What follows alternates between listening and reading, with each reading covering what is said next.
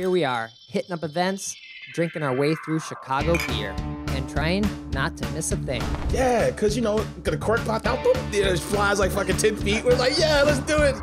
All you have to do is add some fruit, stir it up, and ride that milkshake wave. Whenever I see him, I gotta take a photo with the most decorated brewer in Chicago, Jonathan Cutler. It'll be like the stuff you hear. Every time you go to Floyd's, all the music sounds like this. Raw, raw, raw. Sometimes you want a small beer, but really, you want a big beer. You gotta take in all those big aromatic hops. Hey, what are you doing this weekend? Waiting in line for a bottle release? Should have never been a fad. The black IPA is delicious. Hey, and welcome to Chicago Beer Pass. I'm Brad Chmielewski. Brad, what's up, man? I'm Nik White. And we're in the studio, in our own studio.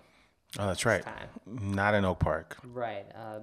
That audio episode went out, so if you're a YouTube watcher, there was a audio episode that went out with the Oak Park Micro Brew review and 7th Generation team. Yeah, that's a fun episode. It was 7 Generations Ahead. 7 Generations Ahead. Very fun space. I think they said it was an old European arcade. Yeah. Not a space arcade, like a Space Invaders arcade. Right. Like shopping center arcade. Right. Call an arcade. It's kind of, I love the classic elements of this place. Really grand staircase upstairs to the offices. Mm-hmm. Downstairs, there's this super fancy recording room by a world-class engineer. Yeah. So, and JT Stoner and those guys walk us all the way through it. Yeah, it was a cool space. Go listen to that episode.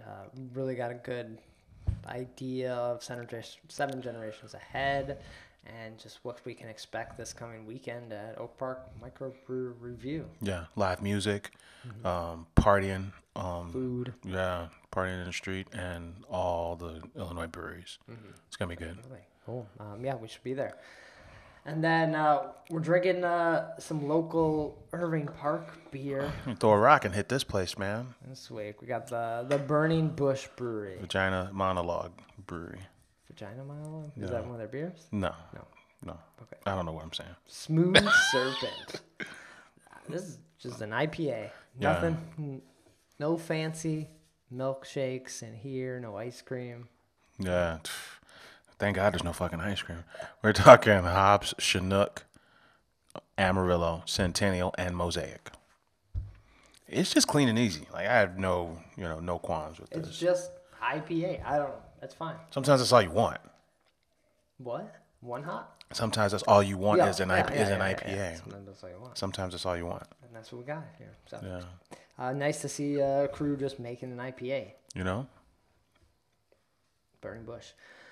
We're going to sip on these. We got a bunch of stuff to recap that we went to. Nick traveled outside of the state. A few news stories. But let's get into it. Where do we want to start? Do we want to start over in the District Brew Yards area? Cheers to those guys. Yeah.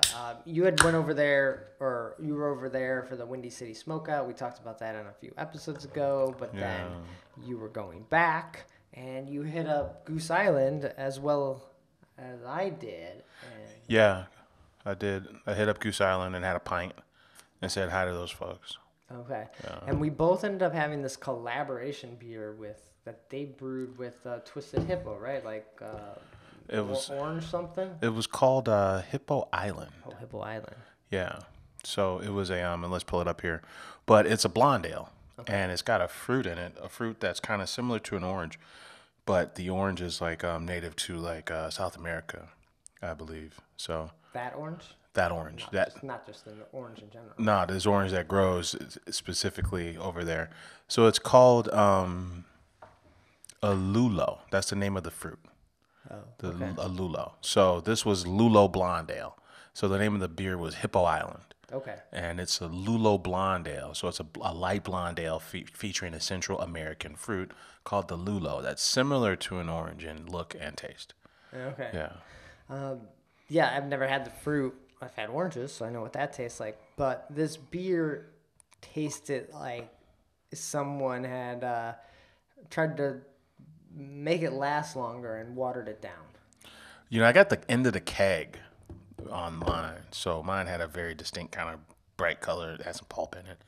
And then they went and changed the keg halfway through. So they were like, they poured another one. Okay. And you could see the difference.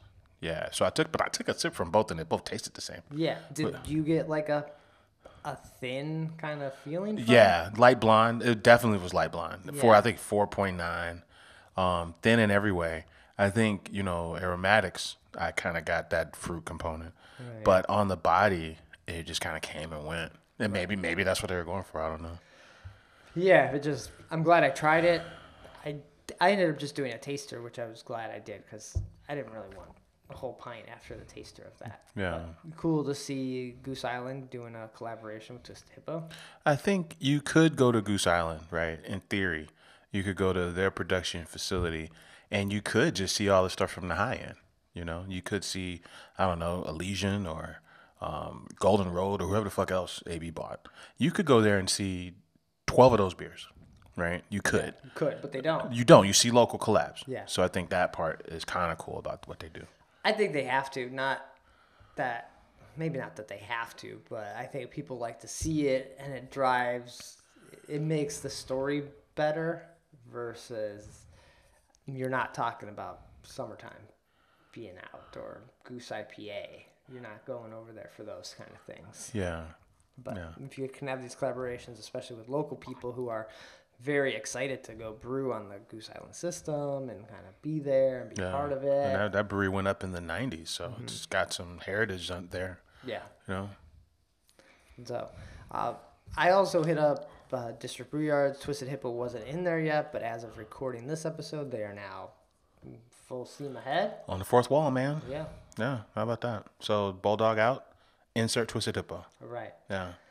And we were kind of riffing with on the post Oak Park episode about this and when maybe this happened. I think the Twisted Hippo finding a home there is really good, and we were kind of wondering how soon was Bulldog out, and were they looking for was someone else possibly going to go in there?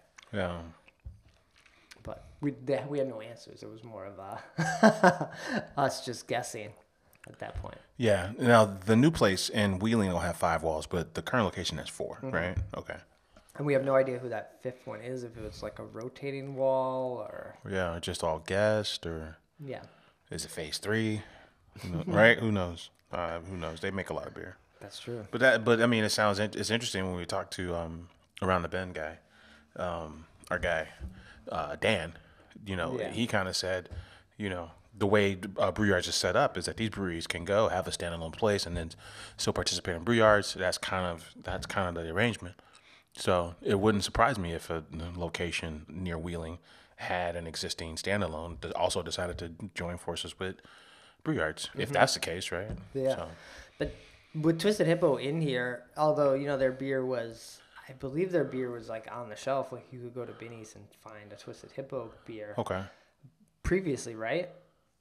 You mean after the fire? No, like when they had the brewery going. Oh, yeah. They had a mobile cannon line, and they were in 4-pack tall boys. But now there's going to be a lot more Twisted Hippo beer, right? Like, they just, when you walk into District Brew Yards, it's like cases of beer kind of filling out the thing. So, we're going to see a lot more Twisted Hippo beer, like, in the marketplace. More than what Hippo was releasing. Before, yeah, because you're right. If I got it right, because we've been to Hippo twice for the interview, and I feel like they said we pull back from distro so we could create this on-premise thing and have that be the hub, right? Mm-hmm. Food and beer to the locals. And it might not be that way if you've got the one system in the 4 breweries. It might be the exact opposite, right? It might be mostly going out the door. Yeah. Yeah. That's right. We should probably go talk to them. Right. See what the hell's going on. We got to get over there and see what's up, yeah. Yeah.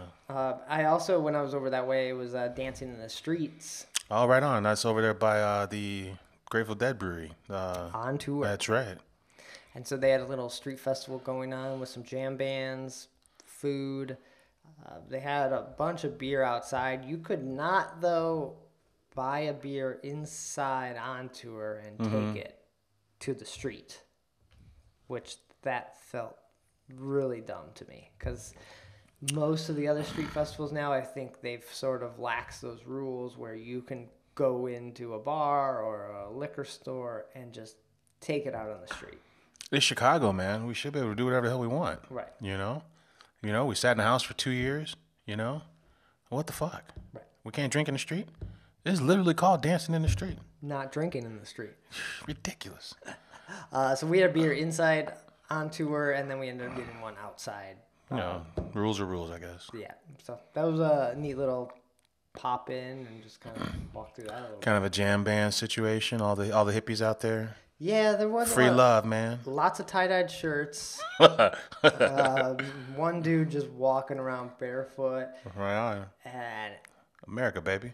it's like, I would never walk around barefoot in Chicago, especially that area. And it's like, what do you do when you're barefoot at a festival? Do you go into the porta potties? He thinks he's Jimmy Superfly Snuka. Also barefoot? Yeah. Like that's Is he wrapping tape around the feet? He's just going straight natural. Yeah. Okay. That's gotta hurt and incredibly gross, I feel like. When we were going down Lake Street to get to Oak Park, and the first thing we noticed was like, man, there's a lot of glass in these fucking streets. Yeah, be careful out here. You can't be walking around barefoot. Yeah. You can't be out here walking around barefoot in these streets. Yeah. I'm just concerned when that person gets home. It's like a 2-day job to wash your feet. What are you doing?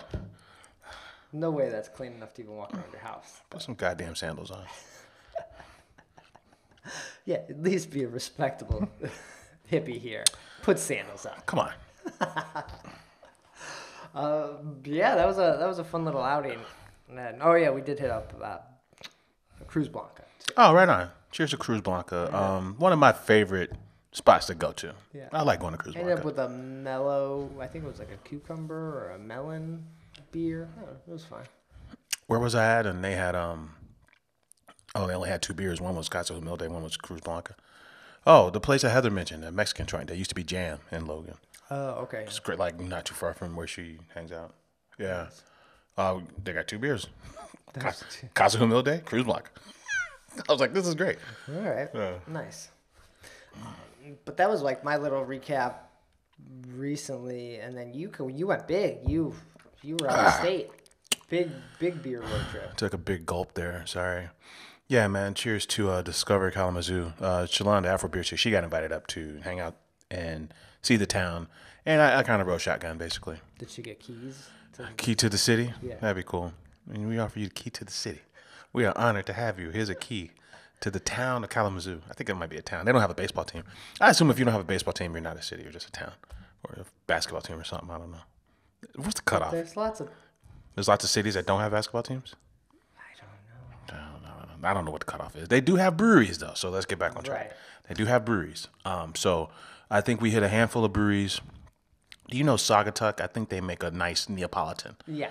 Now, that's Southwest Michigan is what they describe this area as. And I think Saugatuck is over there. That's the only thing you need to get when you go there. When you go to Saugatuck, yeah. 2.5 hours outside of Chicago. Just go straight 94. Just follow the lake around and you end up in Southwest Michigan. Mm-hmm. Saugatuck, I brought them up because they are expanding into the oldest bar in Grand Rapids. Oh, cool. Yeah, right on Main Street, right downtown. They're going to have, they got a license to sell wine, and they're going to sell journeyman cocktails. Nice. And they're going to bring in beer from where they are in Saugatuck. Okay. Yeah, so that was one of the stops. And then, of course, we had to hit up, one of the top 10 breweries in the country, according to the BA, Brewers Association. Number 7 on that list of top selling producers in the country is Bell's Brewing. Oh, shit. Okay. Yeah. So Kalamazoo is their original location, brewery number 1. Mm-hmm. But a lot of their stuff, when you turn the can over, it's Kalamazoo. It says Comstock.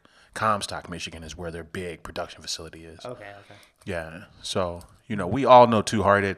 They'll tell you, Two Hearted is rated number 1 in the world, number 1 IPA in the world. You can find that beer in like Europe. Their footprint just goes everywhere, Mm-hmm. But I was telling him, because I remember a couple Fobabs ago, my man Brad Chmielewski was like, yo, you got to try this barrel-aged Bell's. It was like it was one of the better beers that day, and I'm like, it can't be that good. It was like a fruit Oberon. Yeah, it was something like that, right? Yeah. And these guys that were kind of saying like, yo, we take a lot of pride in the types of beers we make. I feel like it was something else. It was a Wild Ale. Yeah, it was a wild, but they had a different series going. It wasn't Oberon. It was Oarsman. Yes, thank you. Yes. I forgot. I blanked on the name too. I'm like, man, Brad was showing me this fucking beer, and I didn't know what to make. But it was money. It was good, right? So I go there. They got a Chardonnay Barrel Aged Saison on, CBA. They got a Rosé Lager, and this is all small batch stuff that they make just for the pub. Not a Rosa Lager. Not a Rosa. It's rosé all day. Eat, pray, rosé. So when you go to the Bells in Kalamazoo, it's called the Eccentric Cafe, right? So they have they got the bar, and then they have the huge outdoor beer garden that holds 800, and then eccentric. I thought it was electric. Eccentric. Oh. Eccentric Cafe. Yeah. I didn't think it was electric. No, because those are similar spellings. And I cannot spell. So. But then, so Beer Garden, they do big concerts out there, 800 folks. But then they have another inside venue called the Back Room, which is directly behind the main bar. Okay. And they got 20 taps in there, and they could fit 300 in there. So they're like very music friendly in this joint. So they give us the walkthrough. Cheers to the whole crew, because they were just like super friendly and knowledgeable. Yeah. So we walked us all through this joint, and I was telling Brad in the pre-show, because I was telling them, Goose Island, class of '88, and Bells and the Chutes, Brooklyn Brewery, Great Goose, Great Lakes. All these breweries were class of '88. We've grown up knowing that was a class of '88, the greatest class of all time for craft beer. And they were like, no, Bells started in 1985. And that kind of caught me off guard. I was like, really? He's like, yeah. The first Bells beers were produced in '85, and then beers like Two Hearted and Oberon came on later, like '88. This is the first time hearing about this. Same. But then this is one of the guys in the cafe. I feel like they're trying to rewrite history here to be like we're the oldest. Yeah. Then they shouldn't have been involved in that class of '88 beer. Yeah. That was it. Goose did. Yeah. Yeah. They definitely did. Goose definitely partnered with Deschutes, and they did Mount Hood hops, because that's where Deschutes is. And they had two versions of it. One was brewed here, one was brewed there. So they were definitely in it. But to your point, because we went to the pop-up in Wicker Park. It was a Saved by the Bell pop-up. Yeah. Right? And that's when we heard this story from Greg Hall and John Hall, right? About the class of '88 and who all was in it. Yeah. Yeah. That's always been my reference point for Bells. That, and that Brad really liked the Oarsman. And I've tried it, and I was like, man, he's not wrong. Shit's pretty good. It's pretty good. Pretty good. Everyone makes fun of my Fobab picks. But, I don't know. Yeah. I'm pretty spot on. But cheers to Bells, man, because, they feel, I don't know, I feel a connection to them, I think I was telling Brad, last time I went to Kalamazoo, it was on the way to Grand Rapids, so this was every bit of 10 years ago, and the only stop we made was Bells and en route to GD Rapids. But I think the party every summer to kick off the Cubs season at Sheffield's used to be a Goose Island 312 party, and that became like a New Holland party, and then it turned into like a Bells Oberon affair. Okay. So just always had, I think Bells Oberon is probably better than just OG 312. So I just noticed, and that Hop Slam is probably the first real rock star Midwest IPA, I would say. Even pre Two Hearted. That's true. Yeah. Yeah. So we've always been Expedition Stout, and we can go on and on, but Expedition Stout, non-adjunct, non-barrel stout, whenever you want it. Okay. Best Brown. Best Brown. That's a beer we've had on this show. Yeah. Just, Kalamazoo Stout too. They just have a lot of examples of the shit they do. A lot of examples of shit they do well. So, right. Just wanted to say cheers to them. They operate as Kalamazoo Brewing Company. That's their real name. Okay. They're doing business as Bells up until the sale. So that changed recently because they sold to Kieran/New Belgium. I think they sold to Kieran, but New Belgium is managing Bells on behalf of Kieran. But they basically sold to Kieran. Right. Okay. So Larry Bell retired. Right. Yeah. He wanted to get a business to his daughter, but his daughter was like, I'm not having any of it. I'll turn this bitch into a seltzer-only facility. And Larry Bell's like, fuck you. I'm selling to the Japanese. That's basically, They believe in family. You don't. And you get none of this money. I'm like, If I'm Laura Bell or whoever she is, I'd probably try to figure that out. If my dad's Larry Bell and he wants to give me the keys to the castle, but I didn't grow up rich, so those are different. She's got different priorities, Yeah. All right. But So you did Bells. Any other stops up there? Yeah, man. Half hour. Well, it was more like an hour away from Bell's in Kalamazoo is Virtue Cider.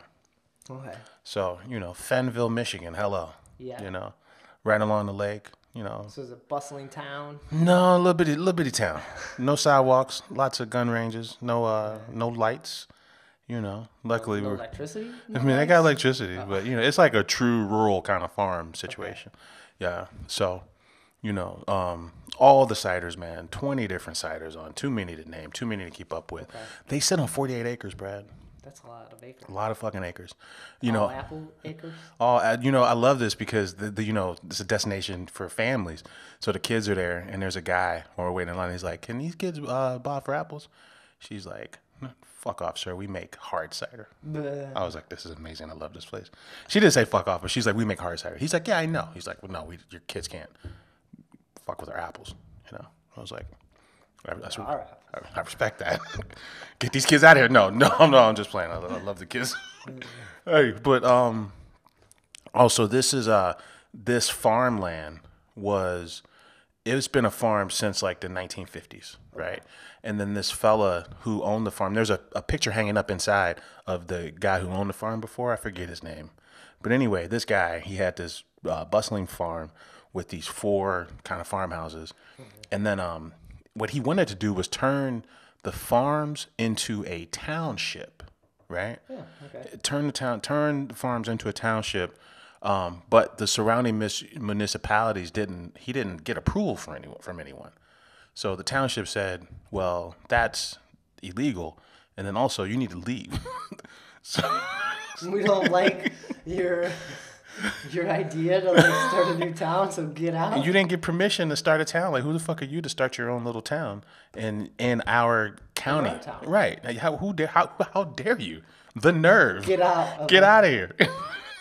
So that's the origin. Oh, so, that's what this place used to be. And then, fast forward, I don't know, 50 years, Greg Holland's up buying this place. I know that's a jacked up drunk history story, but that was... They kicked Farmer Dan out of his town that he tried to... You can't have a town. I'm like, that's amazing. This dude tried to have his own city. They said, not only no, but you broke the rules, so leave. And then, they bought the place and turned it into a cidery. So, but the point is, so they have, they have orchard, they have apple trees on location here, but the apple trees are about 10 years old. And to make cider, you really need older trees. So even though they have trees, they source fruit from all across the state. And that's what they use in their product. What do they use those apples for? They sell them to That's a good question. Towns that are illegal towns. I wish I asked. I didn't. They just said they made not bobbing for them. They were like, "Well, I'll tell you what we're not doing. We're not letting these kids. We're not letting these kids get these apples. That's what we're not doing." That was funny. Yeah.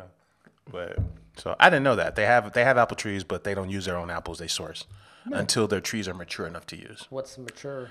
Shit, north of 15 years, it sounds like. Yeah, okay, so they're getting there. They're getting there, yeah. So, gorgeous space, man. This is super cool. There's big sunflower. What do you call those? The big sunflower patch. Okay. This is kind of place for weddings, and it's really just kind of big, wide open space. There ain't a whole lot to it. There's 4 of these kind of really cool, tall farmhouses, and one of them's like the main dining hall, and then a lot of it is all about big chairs and outdoor seating. Nice. So I did that. That's cool. I figured since I'm up this way, Yeah. Whew. Oh man. Yeah, I've never gone up there. I've always seen pictures. It looks nice. I don't love cider enough to make that drive.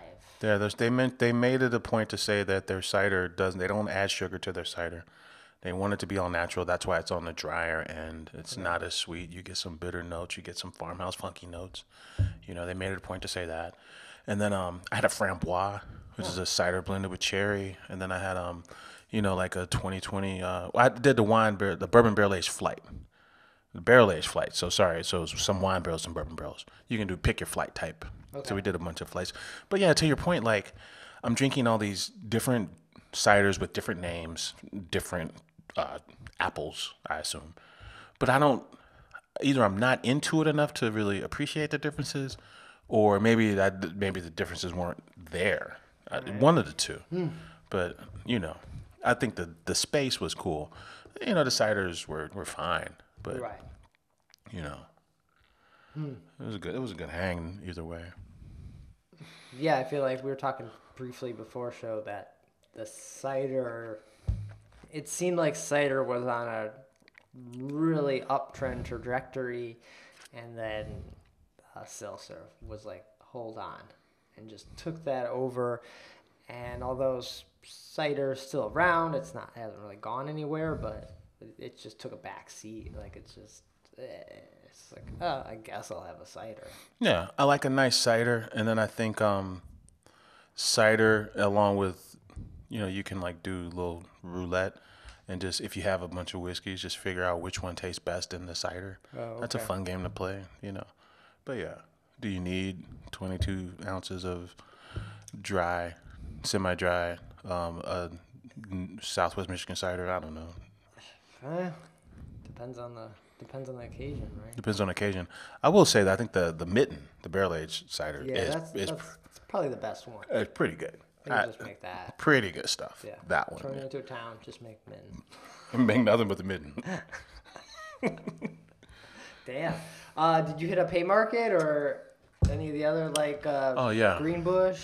I wanted to go to Greenbush, didn't. I did make it to Haymarket. Nice. Shout out to Pete Crowley. Shout out to the Haymarket squad. Everything they got in Chicago, plus a few other offerings up there. Okay. I think they were saying that, some breweries are looking to contract brew up there too. Yeah, we heard that wasn't Beguile? Yeah, that's why I feel like brewing, yeah. A few Maplewood? Maybe.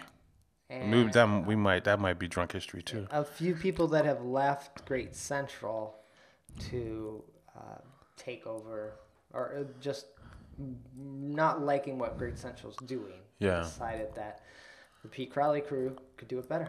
Yeah, and that was Sketchbook's story when we had Sketchbook on. So I haven't noticed on Beguile cans if they say Bridgeman. Yeah. Yeah, but Bridgeman would need to. Yeah, Bridgeman's on the way up to Kalamazoo. Yeah. Yeah. It's definitely a cool spot. I say, and they call it the area code 269. So when you go to the Kalamazoo, Discover Kalamazoo website, they have 269 places that you can go to. And it all includes like a 100-mile radius, honestly. Okay. Oh, but dude, there's actually like way more stuff to eat and drink and get into than I was expecting up that way. And Journeyman Distillery, real quick, the Three Oaks, Michigan, on the way up. I think Brad was saying they got good food. I went in there. That place was great. Then, you go on a tour. They give you the background of that building. And they're like, the guy who originally owned this place, he made whips. And before that, he made corsets. And when corsets went out of style, he made the same technique and made whips for buggies. That's the origins of this building. That was a big enough business. There were no cars. Everybody had a horse. Business is booming. Oh, but like how many whips? How many whips can you make? How many? Yeah. Right.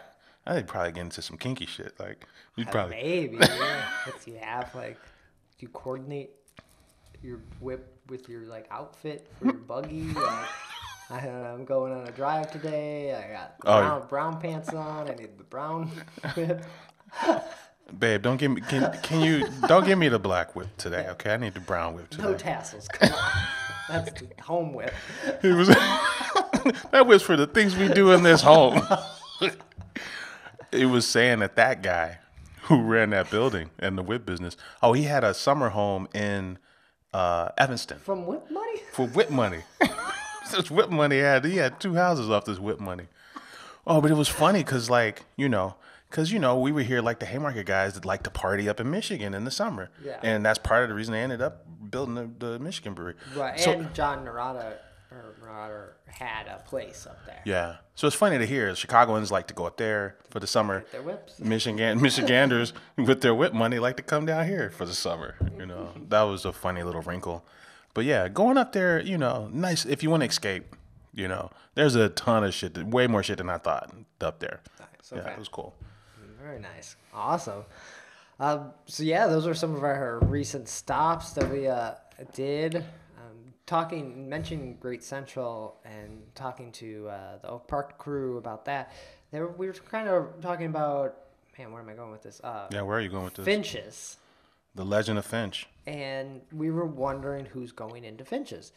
And Jana was saying all of the equipment inside Finches has been being sold off individually. So Yes. usually if a new brewery is going to take over that space or a brewery's coming in there, they would just buy it all. And and the other thing was that brewery or that building, you could never put a tap room in. We used to give Finch shit because they were the only crew over there that didn't have a public-facing business. Right. And apparently it was because the city was jerking them around. That's what we were told. The city made it so that unless they did major upgrades, they couldn't open the place to the public. Right. We didn't know that. If another brewery is going into that space, they're going to have a hard time putting a tap room in there as well. So this kind of goes into like maybe someone's not taking it over. That's interesting. Until we had that talk, we just knew that it was going to be full steam ahead with a new crew moving in as soon as Finch moved out. But I don't think that's the case anymore.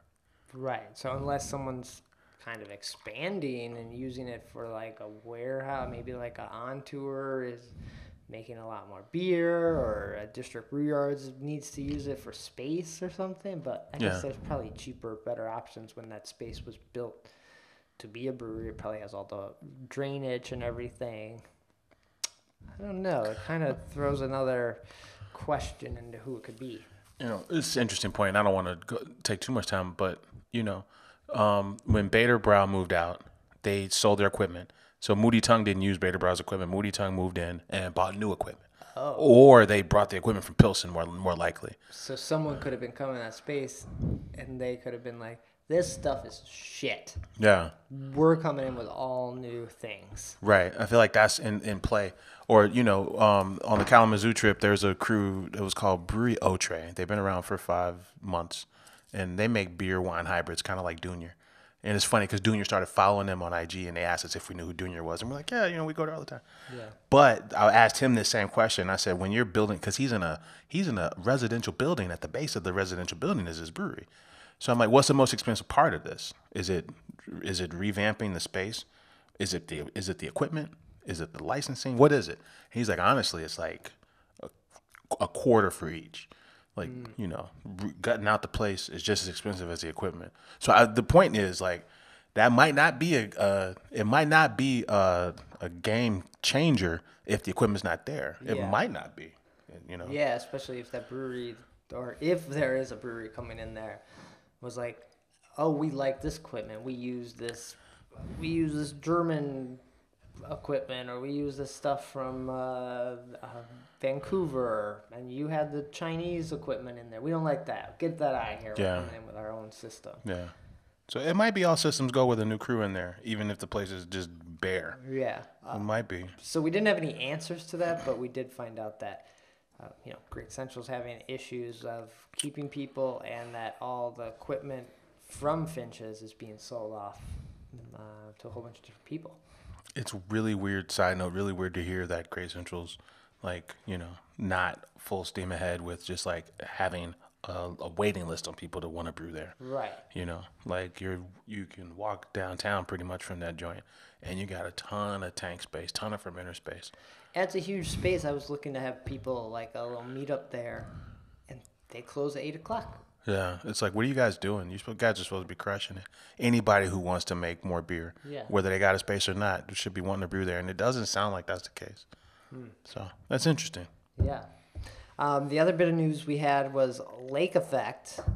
we knew they had found a new spot in Avondale, and now we got word of where it actually is. Yeah, so it's way up north, so just north of Diversey. So it's closer to like Belmont Gardens, Okay. Milwaukee. So this is past like Sleeping Village, I think. It's past Sleeping Village. Yeah. Yeah. So Lake Effect Crew, when are they gonna open, man? I don't know. It had to have been.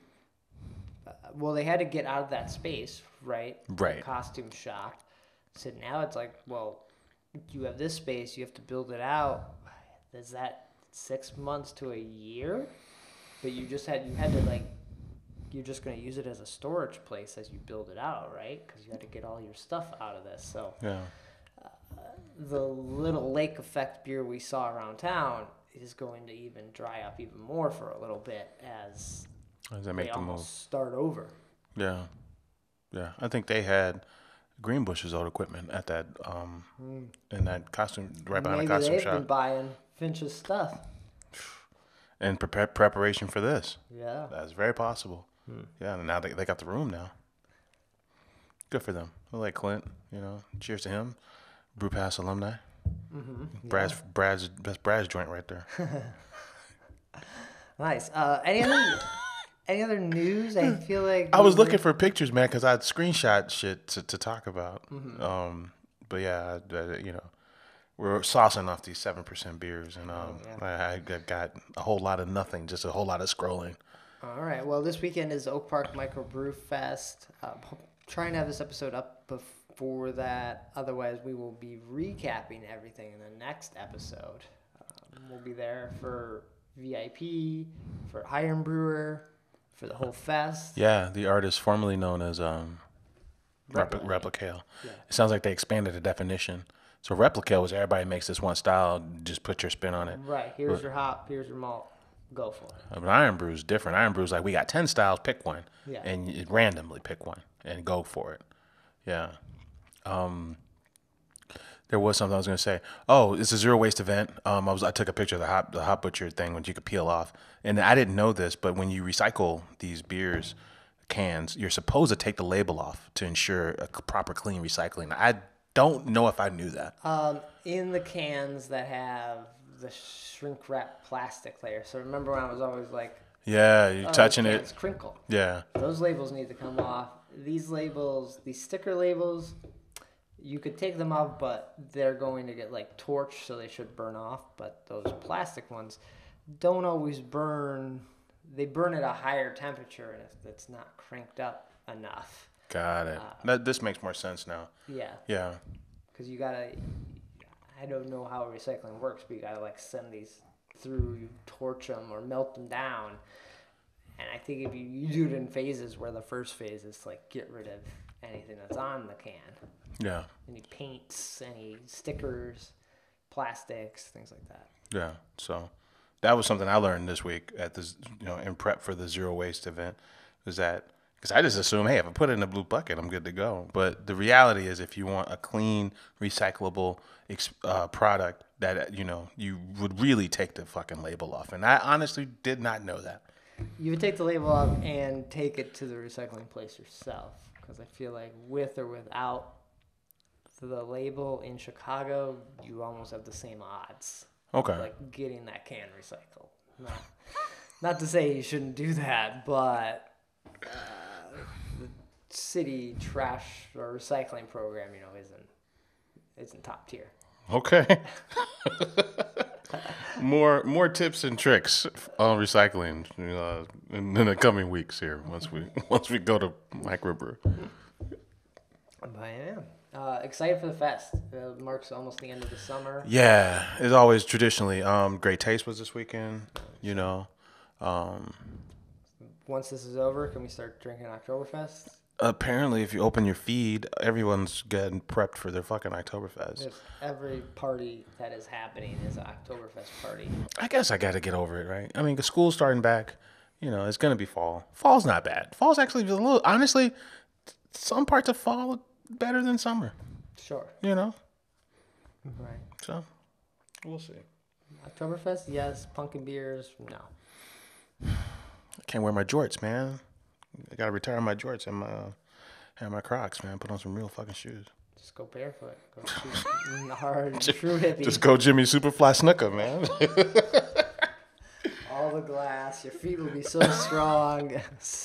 All the diseases will just roll right off. But yeah, anything else before we get out of here? I think that's it, man. Oh, shout out to Waypost Brewing up in Fennville, Michigan. That's the brewery like a half a mile from fucking Virtue. Okay. And shout out to Brewery Otre in Kalamazoo. They're a beer wine hybrid. Very cool spot. Cool. Yeah. Awesome. Well, Nick, where can people find you, get in touch when we're not here? Hey, man, I'm on Twitter at Nicosio. And I'm on Twitter at BRed, Chicago Beer Pass, Instagram, Twitter, ChicagoBeerPass.com. Episodes get posted there, and we'll be back with our Oak Park Micro Brew review. It's a mouthful. Review. It's a review. Review of the review. Right, Oak Park Micro Brew review. Right. We'll be back next time. Take care. Cheers.